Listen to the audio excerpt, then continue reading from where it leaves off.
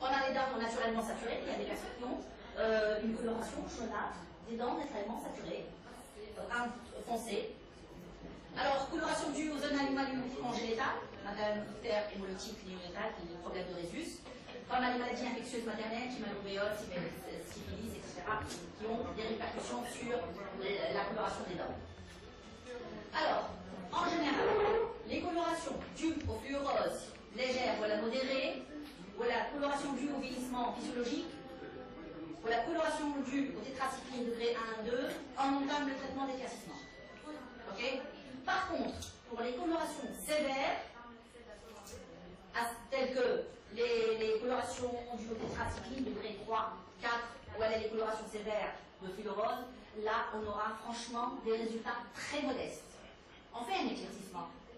La teinte est un peu atténuée, mais on aura des résultats très modestes, et après, on aura une insatisfaction du patient.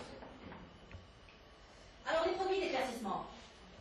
Le produit phare de l'éclaircissement, c'est le peroxyde d'hydrogène. Le H2O, de formule chimique de H2O2. La concentration du peroxyde d'hydrogène exprimée soit en pourcentage, en poids ou en volume. Madame, concentration de 3%, je m'arrête à 10 volumes. Concentration de 35, je m'arrête à 130 volumes. Et sur le marché, il existe des concentrations allant de 10% à 35%. Et bien, les faibles concentrations sont utilisées en ambulatoire, c'est-à-dire à la maison, par le port d'une gouttière, et les fortes concentrations sont exclusivement utilisées au fauteuil. Oui.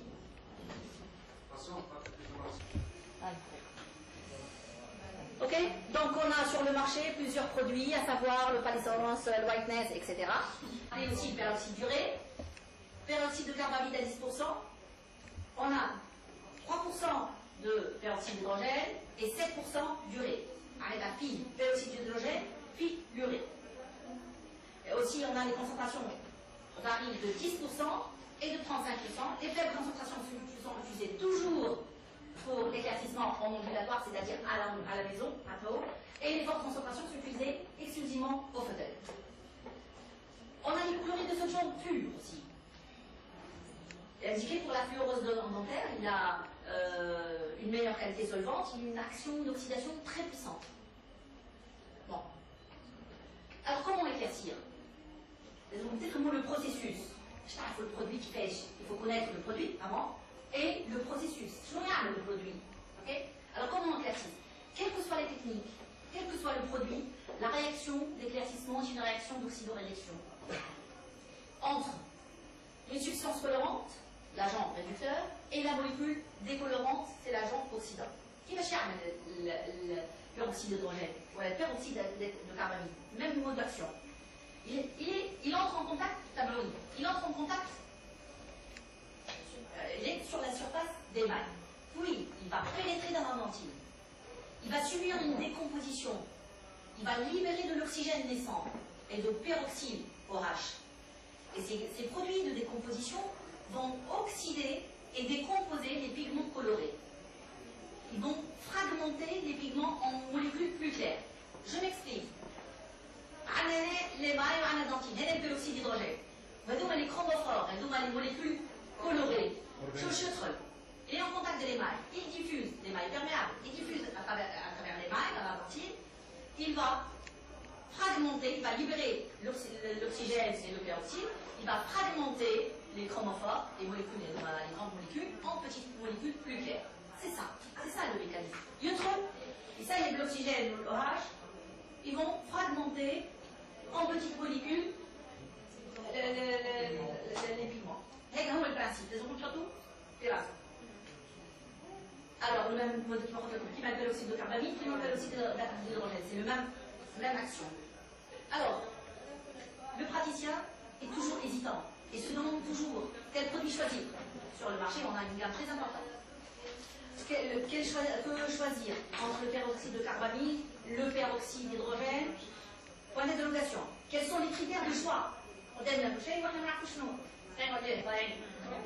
Alors, je vais vous donner quelques renseignements, quelques informations que j'ai écrites de la littérature. جمعتهم. Alors, peroxyde d'hydrogène versus peroxyde de carbamide. Alors, les études in vitro, je dis bien in vitro, ont constaté que le peroxyde de carbamide est plus érosif que le peroxyde d'hydrogène. Alors, ces constatations ont été faites in vitro.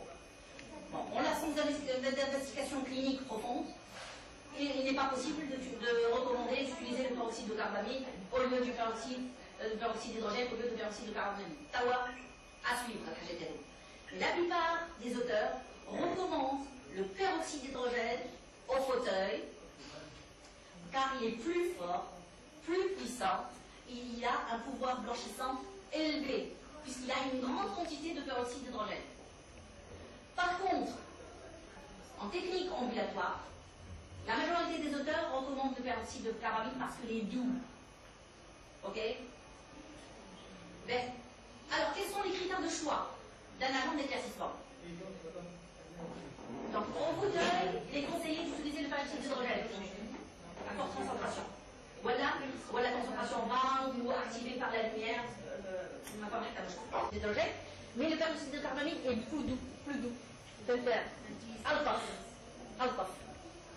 Alors, il est préférable de choisir un agent d'éclaircissement conditionné en gel.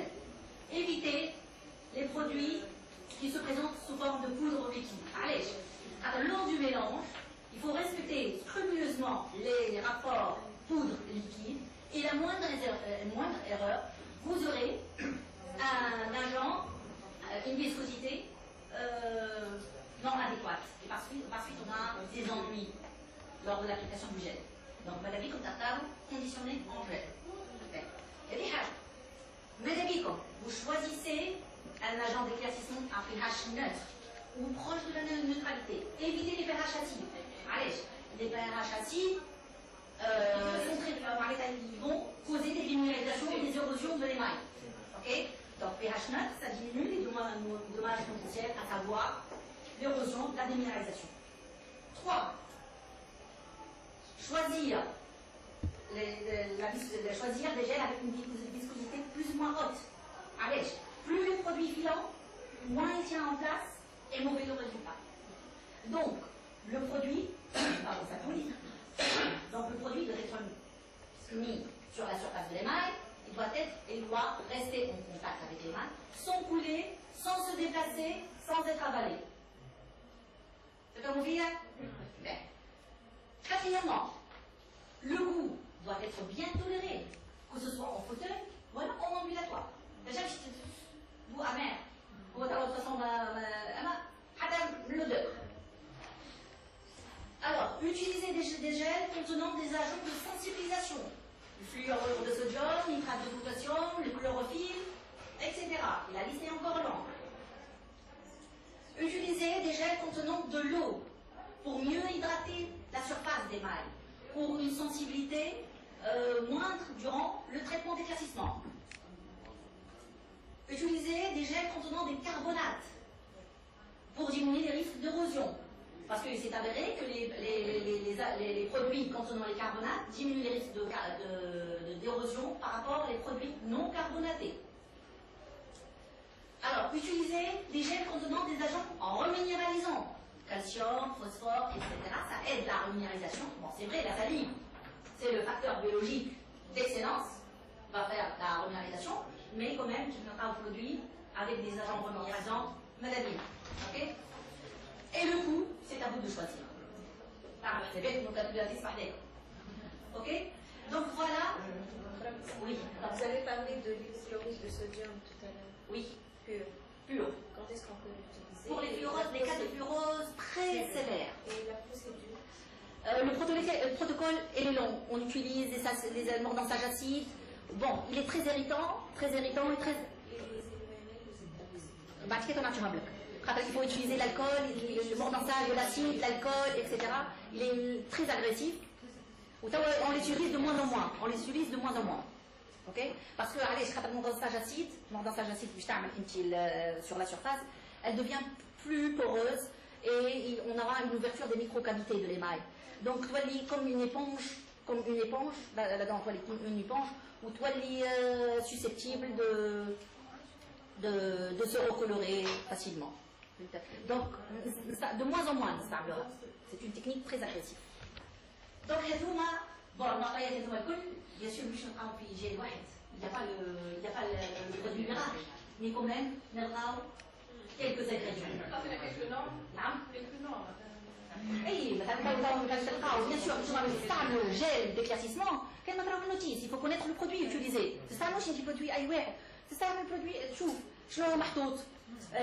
شنو fonction amie, chlorophylle, glycérine, eau. فهمت؟ البيروكسيد الهيدروجين لا هو البيروكسيد الهيدروجين موجود اما فما دي انغريديون ان كوتي دي انغريديون فما تبقى دي اجون ريمينيراليزون فما لي كربونات فما دي سنسيبيزون فما اللو فهمت وتشوف البي اتش نتاعو البي اتش اسيد امشيو عليه لانه البي اتش يبدا نوتر بروش دو لا نيوتراليتي اوكي هذا تو ما جبتوش من راسي هذا سي لا كوليكت تاع الليتيراتور اوكي فهمنا بون ما تلقاش بالكامل مي تلقى لا le peroxyde d'hydrogène est la base, c'est le principal ingrédient. L'autre, تلقاو des colorants, des arômes. Éclaircissement. On a plusieurs techniques.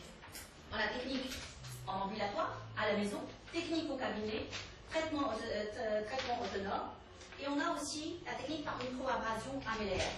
C'est une technique complémentaire aux techniques d'éclaircissement. C'est pas un traitement d'éclaircissement, c'est pas une technique d'éclaircissement.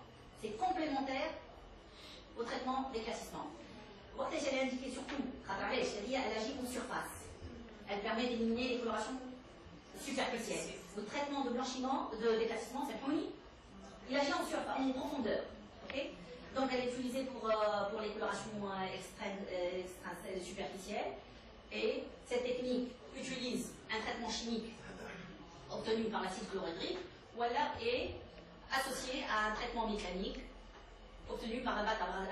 La pâte abrasive, elle est mise sur la surface de la lampe, de l'émail, à l'aide d'une coupule montée sur contre-angle à faible vitesse de rotation. Okay. Elle est indiquée pour les fluoroses légères et modérées, qui de taches brunes ou la halle, نجموا voir, car le microabrasion, قبل ما تفشوا le traitement d'éclaircissement. C'est intéressant aussi. Acide chlorhydrique. Acide chlorhydrique. Bon, pour le poudre, pour la pâte, vous pouvez la préparer vous-même. Je vais dire acide chlorhydrique, 6%. Faire de poudre. Le palustre, le palustre de Ultradan. Plusieurs pâtes abrasives. Okay. L'acide pharmaceutique. Alors, quelle technique choisir? Quels sont les critères de choix pour les traitements d'éclaircissement? Alors, les critères de choix entre l'éclaircissement au fauteuil en ambulatoire. Ça a pour l'éclaircissement au fauteuil ou l'éclaircissement en ambulatoire, c'est le praticien qui va décider. La fonction du patient est très importante. Alors, choix dépend de plusieurs facteurs. Le nombre de dents à traiter.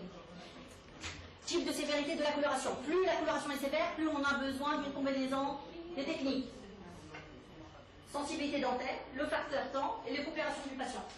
Le patient il est très occupé, donc il ne peut pas supporter une heure de traitement.